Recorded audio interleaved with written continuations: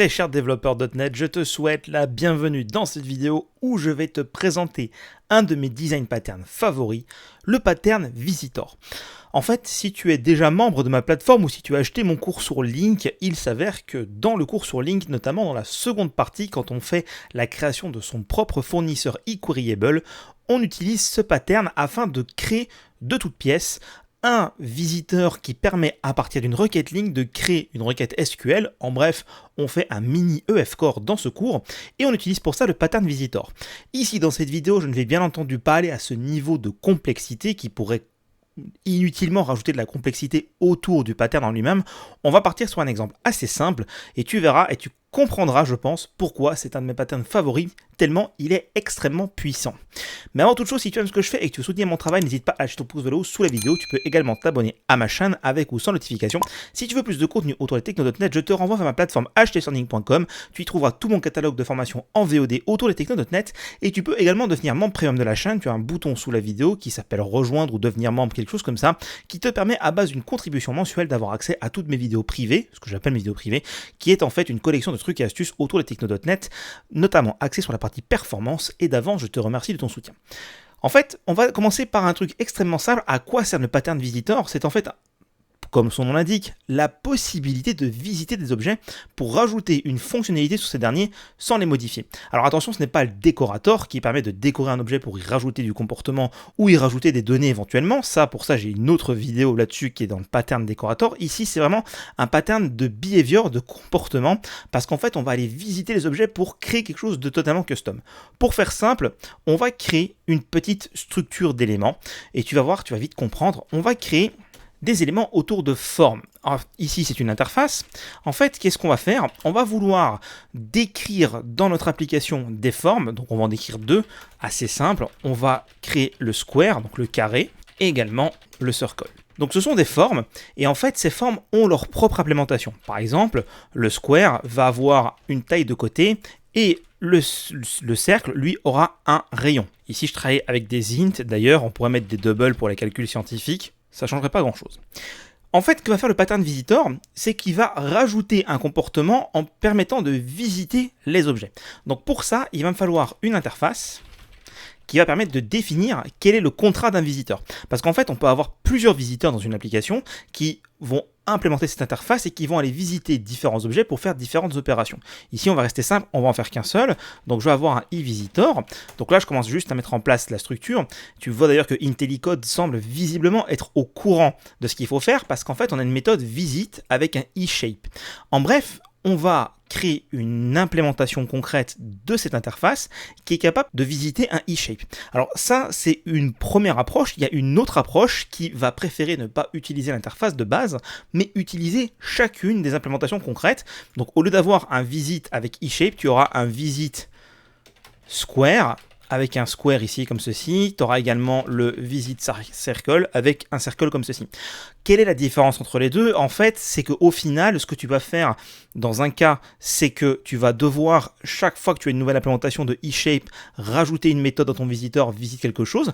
Donc si tu as plusieurs visiteurs, tu vas devoir tous les retoucher. Mais inversement, si tu pars sur l'approche où tu as uniquement la signature avec le eShape, donc avec l'interface de contrat, tu vas de toute façon devoir retoucher tes visiteurs pour rajouter un cas supplémentaire. Donc l'un ou l'autre cas au final, il n'y a pas vraiment de distinguo. Malheureusement, je sais que certains vont dire que ça ne respecte pas le principe O de Open Close Principle, parce qu'en fait, dès qu'on rajoute quelque chose, on est obligé d'aller modifier le code pour faire en sorte de gérer ce nouveau cas.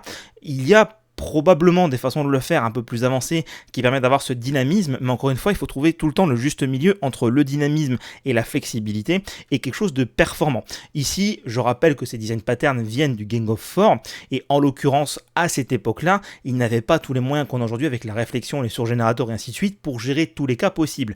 Maintenant, typiquement, on pourrait le faire, notamment avec du surgénérateur qui irait générer les méthodes de visite en fonction d'attributs ou d'éléments comme ça, mais ça, encore une fois, c'est des éléments qui sont plus avancés. Moi, je vais rester dans une alimentation un peu plus simple. Donc, on va rester sur ce visite avec le eShape. Et donc, ici, dans une shape, dans une forme, dans notre application, on va devoir avoir la possibilité d'accepter un visitor. Donc, void accept le eVisitor. Alors, ce n'est pas moi qui fait le nommage, parce que ce fameux accept, c'est en gros accepter un visiteur à venir chez soi. Ça a repris un peu cette logique-là de quelqu'un qui vient nous visiter. Donc on le fait entrer, on l'accepte, et le visiteur va visiter la classe dans laquelle il a été invité. En bref, c'est un peu ça la terminologie qui est derrière ça. Donc ici, ce qui se passe, c'est qu'on va implémenter l'interface comme ceci, et donc on va simplement faire un visitor.visit de 10 comme ceci. Alors, à noter que moi je suis passé d'ailleurs par une interface, on pourrait tout à fait avoir ici une classe abstract class, comme ceci. Ça permettrait d'ailleurs d'éviter cette duplication de code, qu'on appellerait par exemple shape, qui est donc une e-shape. On va implémenter le visitor.visit de 10 ici, dans cette classe abstraite. Comme ça, en fait, nos classes concrètes ont juste besoin de définir ce qui leur est propre, comme ceci. Donc ça permet en fait de garder les classes concrètes un peu plus focus sur ce qui leur est propre, sur leurs particularités, plutôt que d'avoir à dupliquer cette fameuse accept qui de toute façon est commun à tout le monde, vu que c'est simplement visitor.visit. Ici, de la même façon, je n'accepte qu'un seul visiteur à l'instant T. On pourra accepter une collection de visiteurs, mais là n'est pas forcément le sujet. Maintenant, à quoi ça sert? Eh bien, en fait, le visiteur va te permettre de créer une classe concrète qui va implémenter donc l'interface eVisitor, qui va permettre de parcourir les différentes classes, donc les différentes shapes dans notre cas, pour y implémenter un algorithme sans aller toucher à la structure de cette dernière. Par exemple, on va créer ici une classe qui va être le area visitor. Alors je sais que là du coup c'est un peu compliqué par rapport à ce qu'on veut faire, mais en fait ce qu'on veut faire ici, là concrètement ce que j'essaye de faire, c'est de créer un visitor, donc une classe qui est capable de visiter des formes, n'importe quelle forme, et d'aller calculer la superficie de chacune de ces formes. Donc en fait c'est assez simple, ici on va faire un test, si le shape est un square, donc est un carré, dans ce cas-là, on va afficher sur la console un message comme quoi on a calculé la surface, donc ici forcément on va avoir l'area est égal à square.size fois square.size, parce que pour calculer la surface d'un carré, on fait côté par côté. Donc ici nous avons un carré de taille x qui vaut cette superficie. Et pareil, on va faire un else if. Et en fait ici, tu remarqueras que c'est un petit peu ce que je te disais, c'est que si je décide de rajouter le rectangle ou le trapèze ou n'importe quelle autre forme géométrique, je suis obligé de rajouter un else if, voire même éventuellement un switch.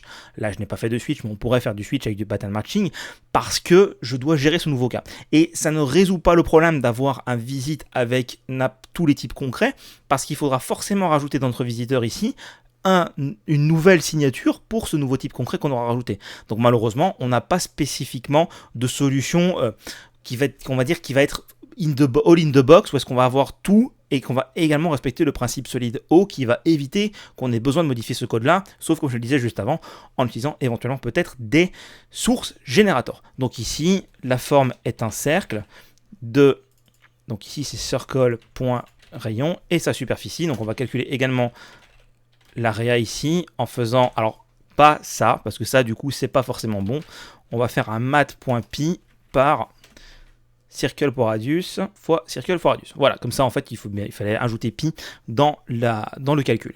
Donc ici j'ai fait le visitor, ce qui veut dire concrètement que à l'utilisation, ce que je vais faire, c'est que je vais créer un carré, donc square est égal à new square. On va prendre des chiffres simples pour pas se casser la tête, 10 par exemple, et ici on va faire un cercle. Voilà, par contre, on va forcément se casser la tête vu qu'il y a pi qui est impliqué. Et donc ici, ce que je vais faire, c'est que je vais créer mon visitor est égal à new area visitor. Et donc, je vais faire la visite du square et du circle. Et en fait, là où c'est assez intéressant comme approche, c'est que c'est dans cette implémentation du visitor qu'on va aller stocker, là je ne stocke rien, je ne fais que de l'affichage sur la console pour les besoins de la démo, mais c'est là qu'on va aller stocker des éléments intermédiaires. Et en fait, quand on a fait le fournisseur link dans le cours, si jamais ça t'intéresse, c'est exactement ça, c'est que le visitor va construire la requête SQL en allant visiter les différentes parties de l'expression link et va commencer à créer la requête SQL au fur et à mesure. Donc on va aller visiter le membre qui a été sélectionné, si c'est un select, on va aller visiter la fonction, si c'est un where ou un select, on va aller visiter la lambda, on va aller visiter chaque partie de la lambda pour aller créer cette requête SQL qui va nous permettre en fait simplement d'aller parcourir l'expression et de créer au fur et à mesure la requête SQL. Et là en fait où le visiteur est très pratique, c'est qu'il va nous permettre d'aller voir les éléments qui sont stockés dans une classe sans forcément la modifier, sous réserve que la classe respecte l'interface qui permette d'accepter un visiteur. Et donc à partir de là, je devrais avoir mon visiteur de surface qui me permet d'avoir l'affichage des différents éléments. Donc le carré ici, alors là du coup c'est pas 100 carrés d'ailleurs, on va mettre peut-être éventuellement des mesures, mais bon bref on s'en fiche un petit peu, mais on voit que le carré de 10 de côté ça fait 100 et un cercle de 5 de rayon ça fait tout ça. Donc le carré ici est complètement farfelu, d'ailleurs on le voit quand on l'exécute. Mais tu as compris le principe, ça te permet de créer quelque chose. Et là, si par exemple dans mon application, je voulais faire autre chose que simplement calculer la superficie et que je voulais par exemple faire, je sais pas, une opération mathématique pour faire un calcul assez compliqué avec ces formes-là ou les positionner dans un plan en 3D, un truc comme ça, eh bien je pourrais, en gardant les classes telles qu'elles sont, en les laissant intègres, créer un visiteur qui va aller les parcourir et qui va faire quelque chose avec les données et les instances de ces classes pour s'alimenter lui-même ou alimenter quelque chose d'autre, parce que rien n'empêche si mon visiteur par exemple de prendre en paramètre un éventuel service et d'aller faire des choses supplémentaires en allant visiter les éléments qui sont définis ici dans mon application. Donc en fait, c'est assez simple, ça te permet d'aller voir d'autres classes sans toucher à leur structure pour faire un algorithme particulier qui te permet d'avoir des données externes aux classes en elles-mêmes pour faire tes traitements en fonction de ce que tu as besoin. Et je te le répète une dernière fois, si tu veux vraiment voir ça en pratique dans un exemple extrêmement concret et assez techniquement avancé, je te renvoie vers mon cours Link sur ma plateforme HTS Learning. Tu verras l'implémentation concrète d'un visiteur qui te permet à partir d'une requête Link de générer du SQL et on fera justement beaucoup d'appels à ces visites avec les différentes parties de la requête Link. C'est donc la fin de cette série sur les design patterns. Alors attention, c'est la fin de la série sur les design patterns des Gang of Four. Parce que oui, là on a fait tous les design patterns des Gang of Four, mais il reste des design patterns qui sont encore utilisés en entreprise, qu'on n'a pas forcément vu dans cette série, donc je vais probablement continuer la série si ça t'intéresse, n'hésite pas à me le dire dans les commentaires. Créer donc un 4e dossier pour ajouter ces design patterns qui n'ont pas été amenés sur la scène informatique par le Gang of Four, mais qui sont aujourd'hui extrêmement utilisés. Et si je dois en citer, on va y trouver par exemple le pattern repository, le pattern unit of work, et ainsi de suite. Donc ce sont des patterns qu'on peut retrouver aujourd'hui dans des applications qui ne sont pas issus de ces patterns historiques, mais qui peuvent être bien utiles à connaître et à savoir comment on les met en place from scratch en C#. Dans tous les cas, j'espère que cette vidéo t'a plu et je te retrouve très bientôt pour une prochaine vidéo autour des techno.net.